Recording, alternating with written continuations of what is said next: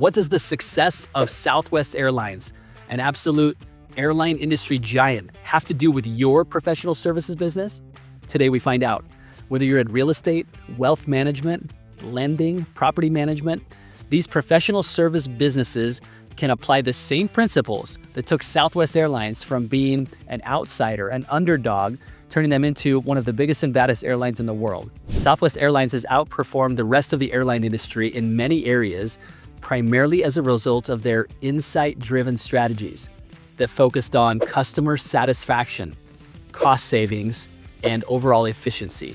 Here are some ways in which they did that.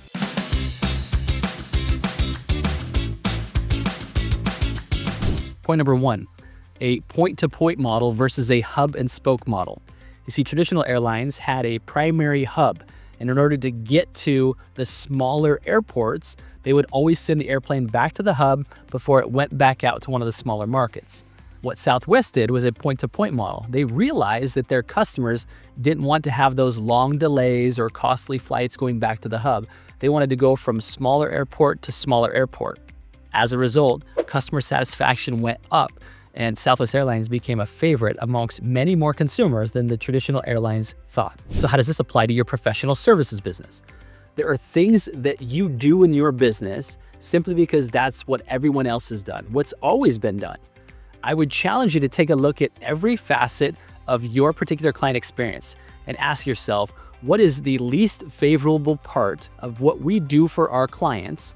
And then ask yourself the question, is the way in which we do that necessary by law? Is it completely required that we do it that way? And if not, ask yourself the question of how might we do this differently that actually makes the customer more satisfied? Asking that question, not just to yourself, but of your favorite clients, may very well uncover some very important changes that are needed in your overall client experience. A couple questions that you may ask them. Number one is, what is the favorite thing that we do for you and why? Number two, what is the least favorite part of our client experience and why? When you come to your clients seeking that kind of honest feedback, it may sting a little bit at first, but in so asking, you gain their trust. By asking those questions and sincerely listening, and then really contemplating on how you might be able to disrupt the status quo and do things differently, you might be surprised that there are some things that you're doing that don't have to be done that way. The second thing that Southwest Airlines did was a 10-minute turnaround. You see, it was very common for when planes came into port, so to speak, at an airport, it would take long periods of time for the crew to turn around that plane and get it ready for the next one, causing longer delays, longer wait times, and fewer overall flights. Well, what Southwest did is that they really pioneered the 10-minute turnaround, where they could have a plane completely turned around in 10 minutes so that those airplanes could be used more frequently. They could have more flights, more options for their consumers. Now, how did they do that? Well, they went to a model of having one primary airplane, the 737, that crews were more trained on, they were more familiar with. Regardless of your flight attendant staff, they were using the same crews, the same planes, therefore making it really easy for them to turn around a plane without additional training. Now, how does this apply to your professional services business? Many times, professionals are simply order takers. In other words, you stay in contact with the client as a friend, checking in, waiting for them to come to you with a need. I know that's very common in the real estate industry and many other industries. Yet, maybe that's not what consumers want. Maybe they aren't looking for an order taker. If they were, they'd probably just go to a fast food restaurant. Instead, looking for somebody to lead them. They're looking for leadership. They look to you as the leader in your particular industry if you so step into that role.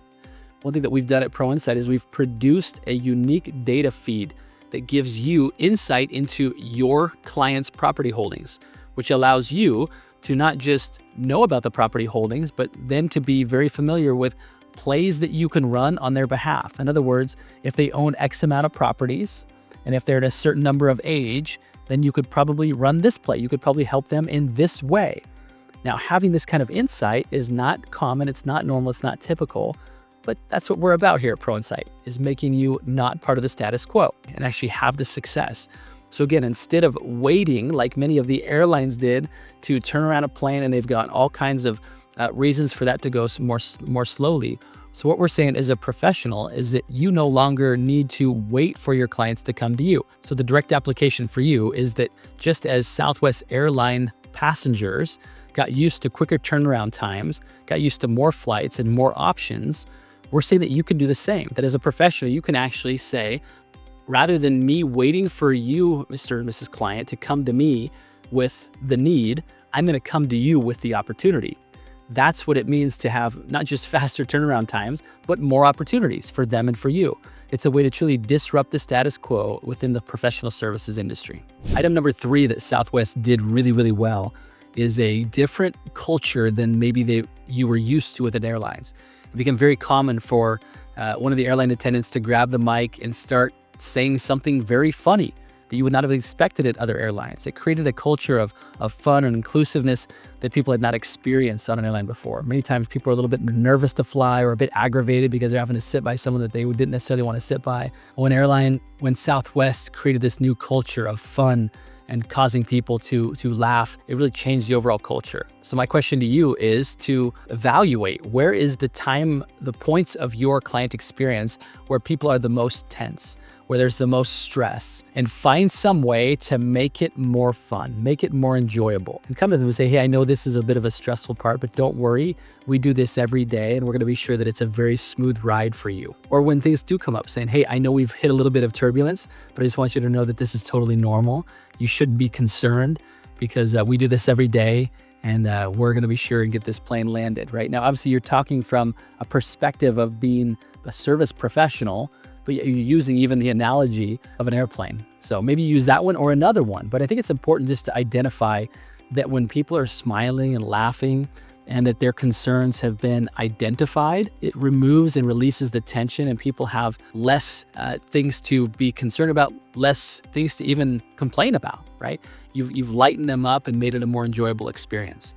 Item number 4, the fuel hedging strategy. See, Southwest Airlines, surprisingly, was one of the first airlines to actually lock in fuel prices when they were low. They would buy a lot of fuel when prices dipped so that they could offer lower prices and maintain profitability while other airlines were struggling when fuel prices spiked up. Now, that might seem obvious, but my question to you is, in what ways can you even out your overall experience? So what's the application for you? You see, if you can take a look at your expenses and identify ways in which you can hedge your own expenses. So how does this apply to you? Well, just as Southwest Airlines identified that their overall client experience gets poor when they have to increase their fares significantly to offset price spikes, and people can't necessarily count on lower prices. Well, the same is true when you, for example, haven't properly calculated your expenses and it gets time to serve a client and you need them to close that deal. And you have what many call commission breath. That's not a good experience for the client. One of the best things you can do for your client is to do enough business that you don't need their business. Because when you can come from that posture and that position, you end up being able to do things that are in the best interests of the client without any bias whatsoever. Therefore, just like Southwest Airlines, you can have a steady experience regardless of what's happening in the outside circumstances of the market. And last but not least, profitability and resilience. For over 40 years, Southwest Airlines has remained profitable while many of the big airline competitors have been bankrupt. They've actually gone through a number of bankruptcies.